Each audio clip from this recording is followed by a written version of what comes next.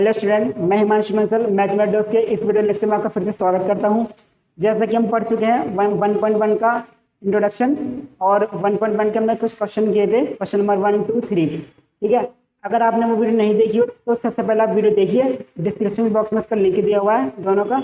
आप सबसे पहले उस वीडियो को देखिए, तब जाके आप इन क्वेश्चनों को कर पाएंगे। क्वेश्चन नंबर 4, 5, 6 आज हम वीडियो में डिस्कस करेंगे। क्वेश्चन नंबर 4, 5, 6 आइए स्टार्ट करते हैं। क्वेश्चन नंबर 4 कहता है कि ये समुच्चय को सूचीबद्ध रूप में लिखना है।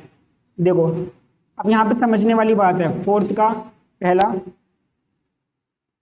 3, 6, 9, 12 ये किताब में गलत दे दिया गया है। ये वाला क्वेश्चन नहीं लगता समुच्चय सिद्धांत के अंदर। 3, 6, 9, 12 ठीक है। अब इसको कैसे लिखते हैं? मैंने बताया सूचीबद्ध रूप क्या होता है, एक ऐसी प्रॉपर्टी जो इन सभी नंबर को फॉलो कर रही हो। ठीक है, एक ऐसी कॉमन प्रॉपर्टी। तो हम यहाँ पे देखते हैं, देखो 3, 6, 9, 12 बहुत अच्छे से बताऊंगा इसे। 3, 6, 9, 12 3 मतलब 3 गुणा 1, 6 मतलब 3 गुणा 2, 9 3 गुणा 3, 12 3 मल्टीप्लाई 4। ठीक है, अब यहां पर देखो कि 3 3 3 3 ये तो हर किसी में कॉमन है। उसके बाद मल्टीप्लाई में जो आए वो ये आए 1 2 3 4। ठीक है, अब ये 1 2 3 4 क्या है? ये 1 2 3 4 है प्राकृतिक संख्या। ठीक है, प्राकृतिक संख्या है। अगर हम देखें तो मैं यहाँ पे एक कॉमन प्रॉपर्टी अगर शो करना चाहूं तो किस तरीके से लिखूंगा? कोई भी एक सेट मान लो, ए सेट x एक नंबर है। ठीक है, x एक नंबर है और x क्या नंबर है? वो x इस प्रकार है कि 3 तो देखो हर किसी में कॉमन आ ही रहा है। उसके बाद इन नंबर को मैं एक जगह लिख देता हूं, कैसे? Small n। स्मॉल n का क्या मीनिंग होता है? स्मॉल n देखो, आप यहाँ पे n न लिखे कुछ और भी लिख सकते हो। यहाँ पे n इसलिए लिखा जाता है क्योंकि 1 2 3 4 क्या है? प्राकृतिक संख्या है। अब प्राकृतिक संख्या को शो करने के लिए हम ऐसे ही करते हैं। ठीक है, कुछ और भी लिख सकते हो। प्राकृतिक संख्या को शो करने के लिए हम कैपिटल N का यूज करते हैं, लेकिन इन नंबर को दिखाने के लिए हम small n, small q, small p कुछ भी लिख सकते हो आप। ठीक है, अब उसके बाद आपको दिखाना पड़ेगा। अभी आपने ये कहा कि x बराबर 3n। n क्या है? n एक नेचुरल नंबर है, प्राकृतिक संख्या है। ठीक है, इस तरीके से लिखा जाता है।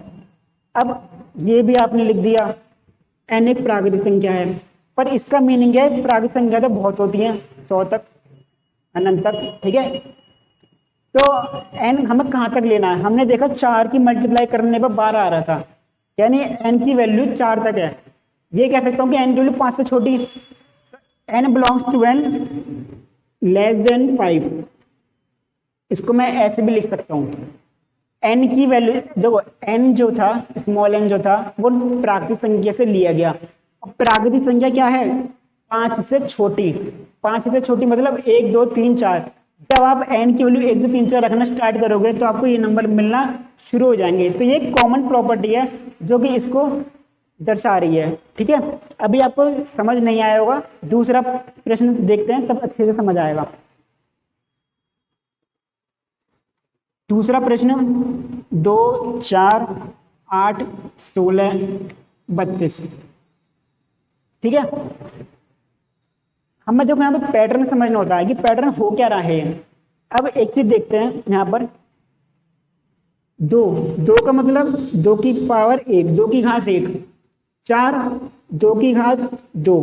ठीक है, 2 की घात 2 4 होता है। यह है 2 की घात 3, 2 की घात 4, 2 की घात 5। इस तरीके से हो रहा है। 2 की घात 1 2, 2 की घात 2 4, 2 की घात 3 8, 2 की घात 4 16, 2 की घात 5 32। ठीक है, तो अब इसको हम कैसे लिख सकते हैं? अब देखो 2 तो फिक्स हो गया, अब जो फिक्स हो गया उसे लिख दो पहले। अब इसको मैंने b मान लिया। x सच दैट, ये x सच दैट हर किसी में लिखना ही लिखना है। x बराबर 2 तो फिक्स हो गया। अब क्या बदल रहा है? 1 2 3 4 5 ये बदल रहे हैं, तो इनको लिख दिया मैंने n। ठीक है, यहाँ पे लिख सकते हो कॉमा लगाकर, जहां n जो है वो प्राकृतिक संख्या है। अगर आपको कैपिटल N समझ में नहीं आए तो आप लिख सकते हो जहां n एक प्राकृतिक संख्या है, हिंदी में भी लिख सकते हो। ठीक है, अब उसके बाद n की वैल्यू क्या है? 5। 5 तक जा रही है यहाँ पर, तो मैं यहाँ पे क्या लिख सकता हूँ, 6 से छोटी। ठीक है, n का मान जो है प्राकृतिक संख्या वो 6 से छोटा है, यानी 1 2 3 4 5। अगर मैं n का मान 1 2 3 4 5 रखूं तो मेरे पास ये नंबर आ जाएंगे। ठीक है, अब उसके बाद इसका जो थर्ड पार्ट है, 5 25 125 625, सेम इसकी तरह है जैसा हमने सेकंड पार्ट करा था, सेम इसकी तरह है। देखो कैसे, c बराबर x सच दैट x बराबर 5 की घात n। 5 की घात n क्यों लिखा मैंने, क्योंकि ये है 5 की घात 1, 5 की घात 2, 5 की घात 3 और 5 की घात 4। जब आप 5 की घात 3 4 करके देखोगे तो यही नंबर आएंगे। ठीक है, जहां पर ये जो n है ये नेचुरल नंबर है, और किससे छोटा है ये नेचुरल नंबर, ये 5 की घात कितनी है 4, 5 से छोटा।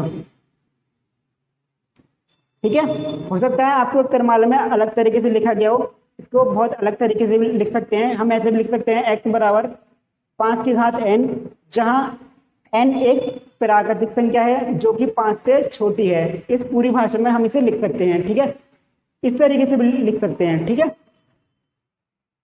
अब इसका फोर्थ पार्ट, मैं इसको नीचे वाले को मिटा देता हूं।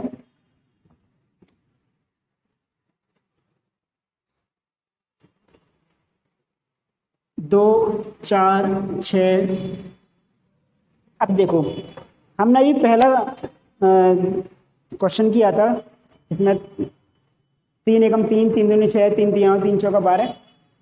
सेम अगर देखो यहाँ पे मैं बात करूँ 2 एकम 2 2 दूनी 4 2 3 6, पर वहाँ पे 6 नंबर थे, प्राकृतिक संख्या जो थी वो 4 तक ली गई थी। यहाँ पर डैश, ठीक है, हमें नहीं पता कहाँ तक ली गई है, तो वहां पर हम ये ना करके ये देखते हैं ये 2 4 से और क्या है, 2 4 से क्या है, सम संख्या है।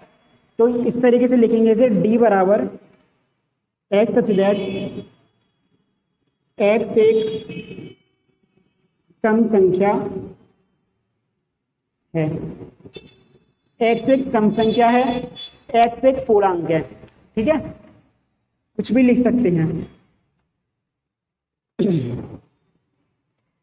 अब अगला आता है 1 4 9 और कितना 100, 1 4 9 100, मतलब 100 तक लास्ट इसका दी एंड है। तो इसे कैसे लिखेंगे हम, देखो अगर देखा जाए, ठीक है, मैं इसको थोड़ा एक्सप्लेन कर दूं। 1 क्या है, 1 की घात 2, 4 क्या है, 2 की घात 2, 9 क्या है, 3 की घात 2, इसी तरह आगे चलेगा, 4 की घात 2 5 की घात 2, लास्ट में जाके क्या आएगा, ये 10 की घात 2। ठीक है, तो अब देखो मैंने बताया जो फिक्स होता है उसे लिख लो। सबसे पहले इसको मैंने a मान लेता हूँ, कुछ भी मान लो, a b c d e, x such that x बराबर, ये घात में जो नंबर है ये फिक्स है, तो मैंने इसे फिक्स कर लिया, पर नीचे वाले बदल रहे हैं तो उसको लिख दो आप क्या, n की घात 2। ठीक है, अब जहां पर n क्या है, देखो मैं इसको अब ऐसे लिखूंगा, अब दूसरे तरीके से लिखते हैं। n की जो वैल्यू है, मैंने आपको एक सवाल में बताया था, इसका मतलब क्या है, 10 से छोटी है, n की वैल्यू 10 से छोटी, और 10 भी तो है, 10 से छोटी है और 10 भी तो है, ऐसी बड़ी किससे है, 1 से बड़ी और 1 भी है। इसको मैं इस तरीके से भी लिख सकता हूं। ठीक है, n जहां पर जो है नेचुरल नंबर, आपको एक बात और लिखनी पड़ेगी यहां पर कि ये जो n है ये प्राकृतिक संख्या है, n belongs to capital N। n एक प्राकृतिक संख्या है जहां n की वैल्यू 1 या 1 से बड़ी, 10 या 10 से छोटी। तो जब आप n की घात 2 करोगे तो आपके सारे नंबर आते चले जाएंगे। ठीक है, तो ये था हमारा फोर्थ क्वेश्चन। अब हम चलते हैं क्वेश्चन नंबर 50 की तरफ। a बराबर x एक विषम प्राकृतिक संख्या है। एक्स एक विषम प्राकृतिक संख्या है, ठीक है। तो इसमें कौन कौन से अवयव आ जाएंगे, जो विषम भी हो प्राकृतिक भी हो। 1, 3, 5, 7, 9 और ये आगे तक चलते जाएंगे, हमें नहीं पता ये नंबर कहाँ पे दी एंड होते हैं, ठीक है। दूसरा इंपॉर्टेंट है काफी, एक्स एक पूर्णांक है,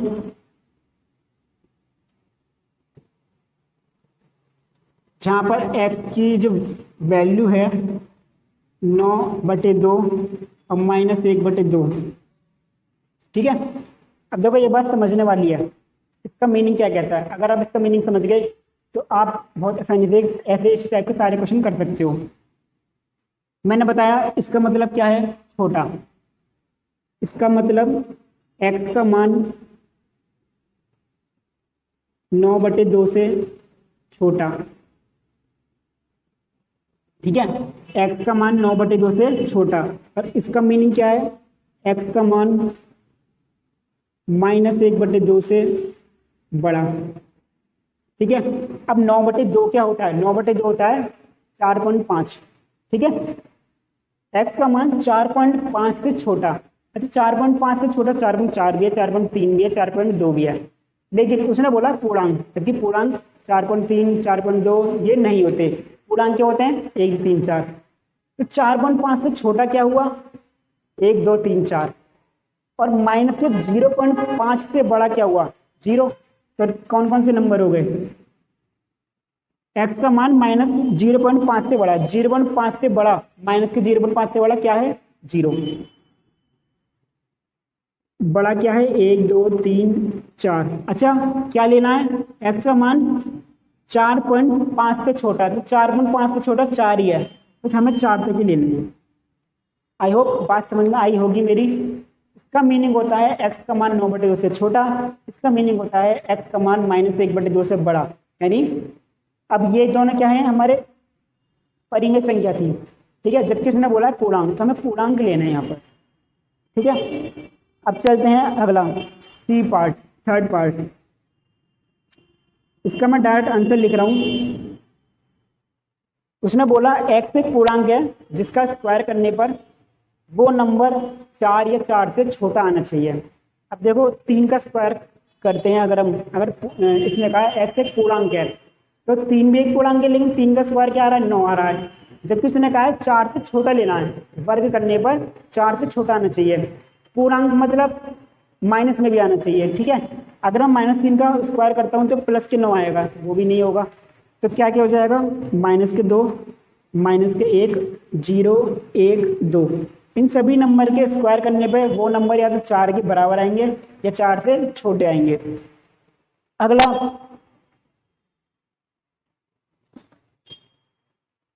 d बराबर x एक अक्षर है लॉयल शब्द में, ठीक है। तो ये तो बहुत आसान है, LOYA। एल हम दोबारा रिपीट नहीं करेंगे क्योंकि सेट थ्योरी के अंदर रिपीटेशन नॉट अलाउड।